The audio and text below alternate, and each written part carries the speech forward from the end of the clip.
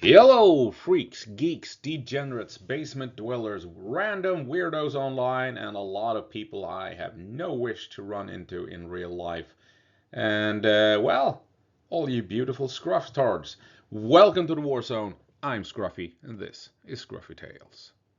And we're gonna take a look at another Ukrainian advance at Zaporizhia. We have some geolocated locations where the Russians are striking Ukrainians within previously occupied territory. So the Ukrainians are slowly but surely pushing into occupied territory. It's nothing major. We're not talking blitzkrieg.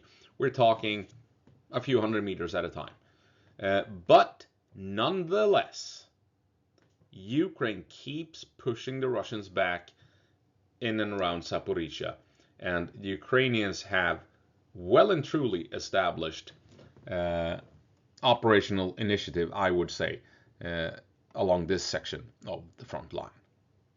Right, so before moving on to this operation front line, I want to highlight this. We're actually seeing some activity from Ukraine in Kursk. Not that they're pushing in, but that they're hitting targets in Kursk. Here you have drone attacks on the border outside of Tetkino and up around the border going north, and going back here you have some more shelling and stuff in and around Tetkino. We've seen some airstrikes as well. Usually it's been rather quiet inside of Kursk, but as you can see, all of a sudden we are getting what's this? Ukrainian intercepted. Yeah, so a slight uptick of activity in Kursk. Doesn't mean anything's gonna happen, but I just wanted to highlight it for you. And so now we're gonna move down to Zaporizhia, where Ukraine has made another small advance. I'm gonna zoom in. This is Andrew Perpetua's map, if I forgot to mention that.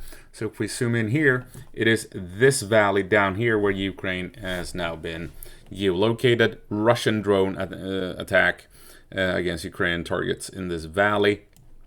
So if we move back a day or two here, you can see that you can see the advance here, or that the contested area has been expanded by Andrew at any rate. So we know that Ukrainians have pushed into Novomykhailivka. They're coming in south of Bereshova. They've engaged targets, and there's been heavy fighting in the middle of this village, Novoryorivka. And now we're seeing the Ukrainians advancing probably along the valley here into this part where you have some lakes and water features, and they're now getting hit by Russian drones.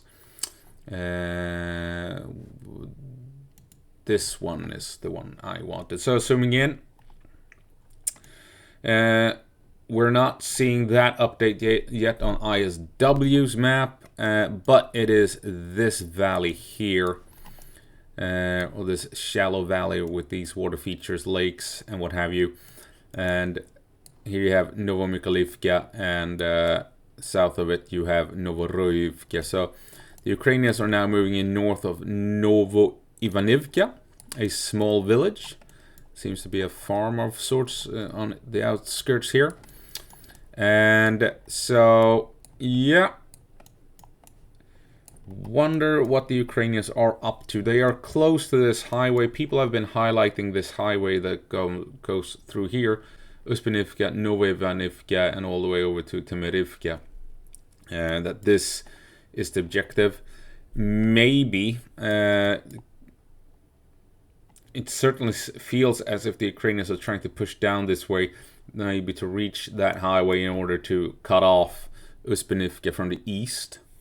Maybe, but you can still move in logistics and what have you from the south, so it's not going to be isolated. Or maybe the Ukrainians are trying to push back to the Oblast border here. Could also be it. That they want to push the Russians out of this Oblast here.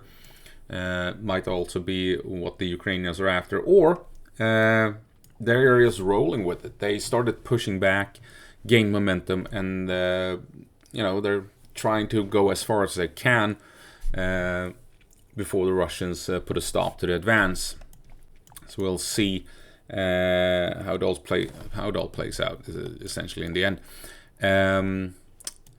But yeah, interesting. Ukraine, little by little, Ukraine keeps pushing into occupied territory, and they're now in this valley here, just north of the small village Novoivanivka.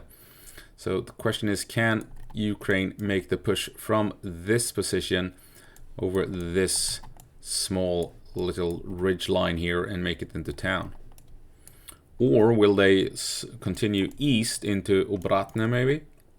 They certainly have options. If they're down here, I mean, they do have options of spreading out or trying to isolate some of these smaller villages and move in eventually.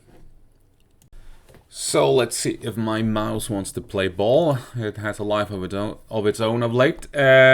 So what are we talking about? We're talking about Ukraine pushing in here to this area here. We also know that they are within Novomykhailivka. This is Deep State, by the way, Deep State's map. And it does appear as if Kalynivsky might also be under Ukrainian control.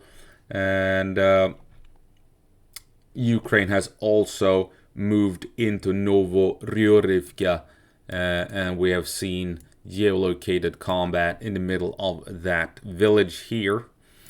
And now we have Ukrainians here as well, north of Novoivanivka. And let's say that they have that town like so. This gives Ukraine a couple of options. We've talked about Zaporizhia before, that Ukraine could be pushing towards Zaporizhia and in a pincer move in order to isolate Bereshova, that does appear to be under Russian control.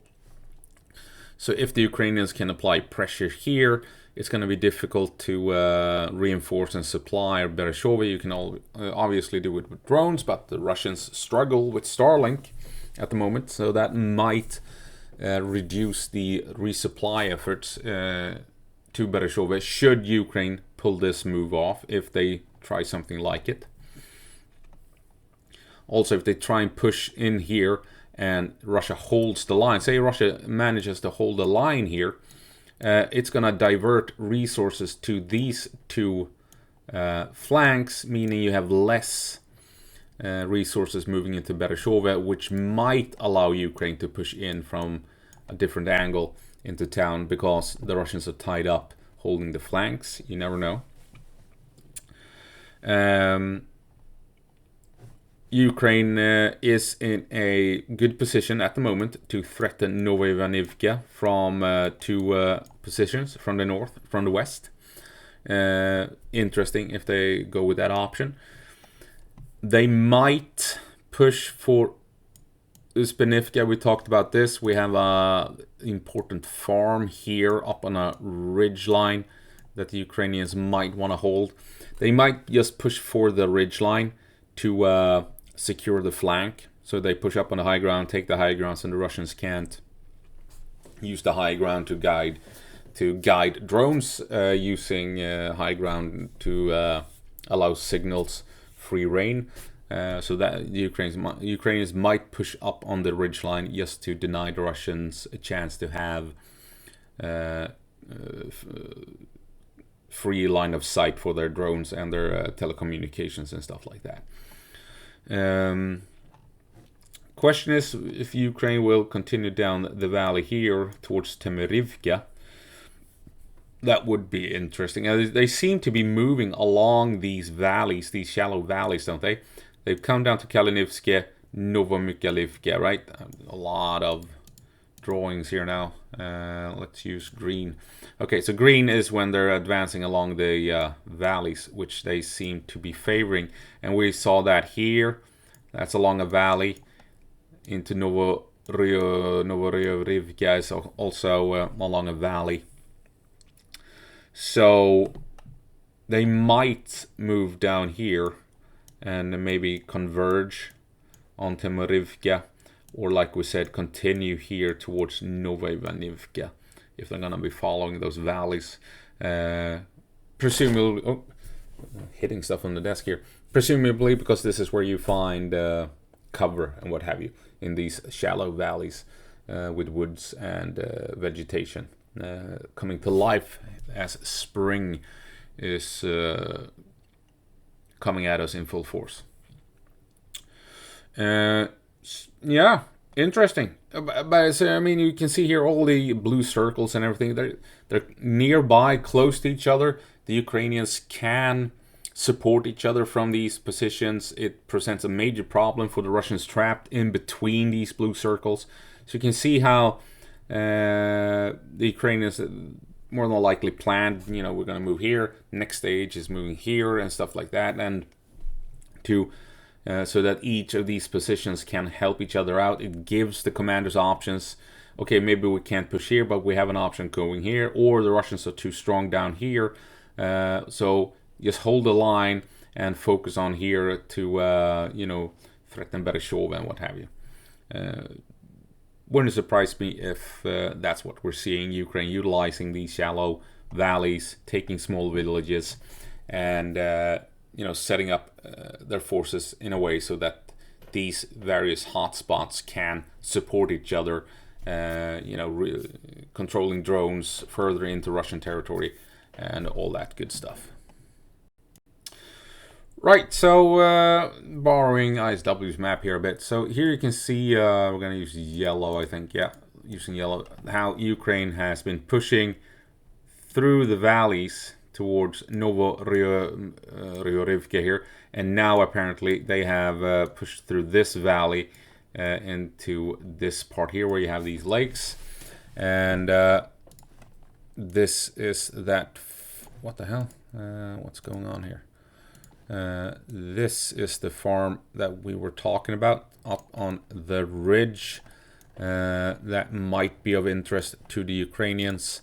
So they might push up here to take that farm just to deny the Russians a chance to have an overview of the area here and use this high ground to guide drones more effectively. And here we know that the Ukrainians have pushed into Kalinivsky and continued towards Novomykolaivka here, south of Bereshova. And also over here you have Zaporizhia that the Ukrainians might maybe try to advance upon in order to isolate and threaten Bereshova. And of course, Novoivanivka. I mean, the Ukrainians are in a good spot for moving over here and maybe even continue along this valley towards Novoivanivka. So, yeah. I mean, and they're up here at the Kalinivsky.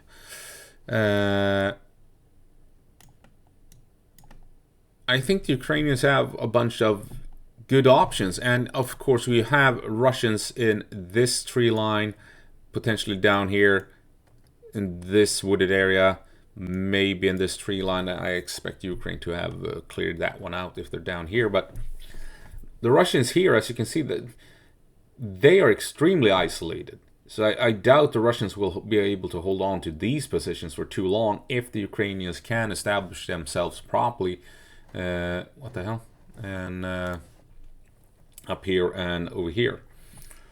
It also seems difficult for the Russians to reinforce this valley. Maybe they can come up through here and gain access. But it looks difficult for the Russians if the Ukrainians have pushed this far in to do anything about it. They really need to be pushing out of Novoivanivka straight into the valley from the south here if they want to contest the Ukrainians. But I mean, that Ukraine could, if that is the case, let's use green. I mean, if the Ukrainians are fighting in this valley and they, there's a risk that the Russians will attack from the south. I mean, the Ukrainians could just create a box here where drones and artillery keep striking, denying the Russians a chance to moving into this circle here. Hopefully you can see that small dot. Let's do this. Into this circle. So if the Ukrainians focus artillery and drones here, that should make it difficult for the Russians to move troops in here. And then the Ukrainians can clear out this valley and maybe even pushing north and from south and north into these windbreaks, clearing out this entire area in the coming days, maybe even, since they are down here at the moment. And if it's time to take Novoivanivka, I mean, you just then focus the drones and artillery on the town, and you push along the valleys, like we said, and then attack the town from potentially two angles, two directions. Huh? How's this for armchair general? Huh? This is some proper armchair general shit. God damn. But it makes sense, doesn't it? It sounds plausible, right? I think it sounds plausible. So yeah, denying the Russians a chance to use the high ground wouldn't surprise me.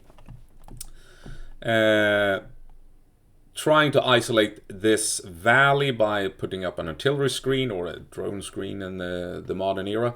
Back in the day, it would be an artillery screen.